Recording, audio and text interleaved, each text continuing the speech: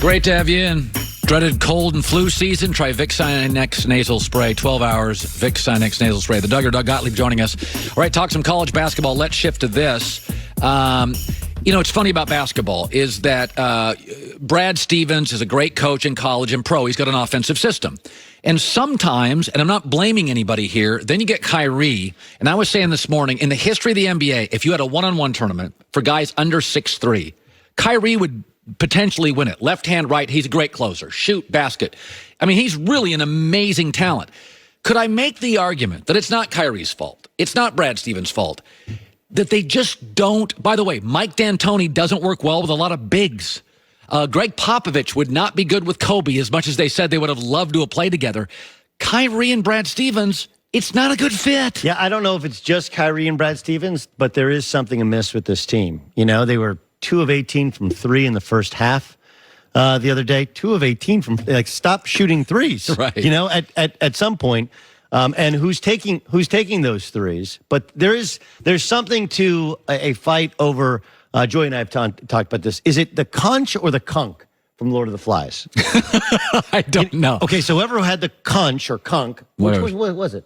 Conch. Conch, okay. Whoever had the conch had the power. Gronk and Conch today on the show. And it's like they're all wrestling for it. Kyrie's like, look, I got it. Well, all right, fine, dude. What are you going to do now when you leave? Right. I do think there's some sort of disconnect between that staff, which is made up of, you know, business types, right? Like Brad there's no facial expression. There's no ups, there's no down. He's just solid as the day is long, almost, you know, kind of like a banker. Remember, that's his background after he got out of playing in college before he went back in. And the rest of his staff are all really smart, really good guys. And then you have, you know, then there's kind of a different group there that they brought in from what they used to have, you know? Like the Morris twin is a leader and a vet and a tough guy, but sometimes a tough guy to work with others. And then you have, you know, Kyrie. He's a big personality. He's still trying to kind of find himself, let alone find his leadership voice. Then you have Marcus Smart, who can't shoot, doesn't seem to know he can't shoot, but is invaluable with all the other little things he does. You know, then you got Terry Rozier. It's like, wait, I was good at times last year in the playoffs, and I'm playing. There's something amiss there with the Celtics, where if you think chemistry doesn't matter, I give you the Boston Celtics, who on paper should be one of the elite teams in the NBA, and yet are all over the map. The only problem with calling the Celtics dead is look at the West, and you got the Oklahoma City Thunder, who a couple months ago were, you know, like a rocket ship. And now they're a disaster in their own right. Sometimes guys are around each other too much. That's also a problem. By the way, in both situations, you have a star point guard, Westbrook and Kyrie, who are all-time talents. And basketball's a unique game. Kobe at the end was no day at the beach to play with because the game changed. But he also wasn't a point guard, and it's different. Like, and what happens with people is they look at assist numbers. And they do this for Russell, and they do this for Kyrie. And like, well, look at all the assists he had. Like, you can be, and I know this because that's what I did. Like, you can be selfish and get assists. Yeah, Steph Marbury. Yeah.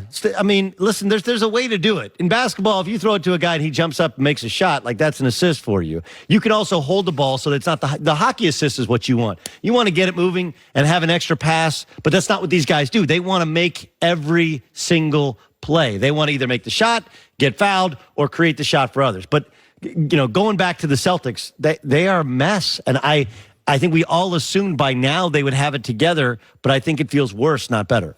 So, you know, it's interesting about Kobe Bryant and LeBron. They were always different players. I always felt Kobe was sort of the closest thing I've seen in my life to Michael Jordan. That's not a revelation. We all know that.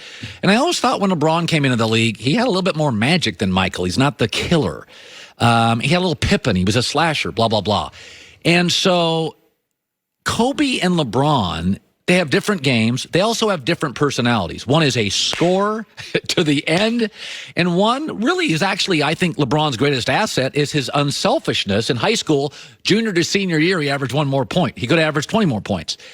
So I don't think Kobe's rooting for LeBron. I think he'll say publicly all the right things. But I thought last week Kobe came out and took a shot at LeBron, which is, I would have to be dead not to play in games. What do you make of the relationship? Well, I think you nailed it in that Kobe might be saying one thing, but privately enjoying the fact that LeBron is struggling in LA and that suddenly now it's become Kobe's town yet again, right? Like it's the many lives of Kobe Bryant are fascinating to watch, right? Because it was Kobe versus Shaq. And then he had the off-the-court issues. He changed his numbers, and then remember he wanted to be traded. Kobe versus Phil, and Kobe versus Phil, and then the end of Kobe, as you pointed out, like people didn't want to come play with him. He had the ridiculous contract. He had the Achilles tendon, but somehow, then he ends up with 60 points in his last game. You're like, well, yeah, but it was meaningless. Like, it was still 60 points, right? I mean, he's put together. He had the lowest, I think, effective field goal percentage in the entire NBA, and yet he found a way to have 60 on his last night in an NBA uniform. I do think they're wired differently.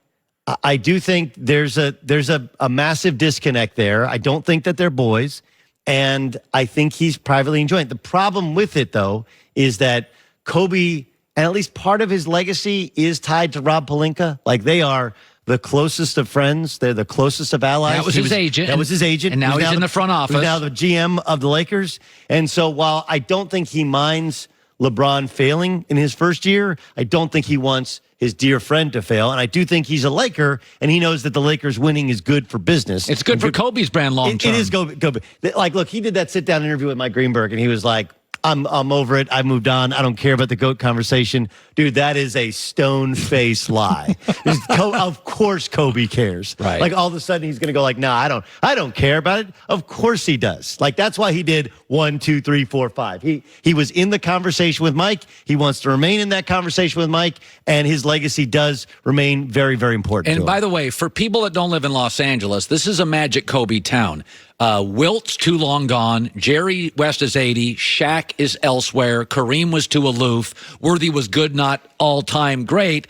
It's a magic Kobe town. They have immense juice in this town. Now, Magic's more communicative and out in front, and Kobe's kind of Orange County, but Kobe's still got juice in this city, and when Kobe talks, people listen. And for the record, he's had a very good second career out of basketball. Amazing. He's having an amazing career now. Smart. And he started his basketball academy, which is in Thousand Oaks, which is the other side of Los Angeles. Yeah. So he's still, his daughter's team is like super dominant in youth basketball. So like he's actually doing a lot of very, very interesting things in Kobe 2.0. And then, of course, the movies and the books and all that other stuff that's out. All right, Rob Gronkowski retires. My takeaway is we saw him as a big dumb dope, but he actually became a wise old man. That he became, as he eroded, a better blocker. He reduced his personality to fit into the Belichickian way, saved every penny he ever made.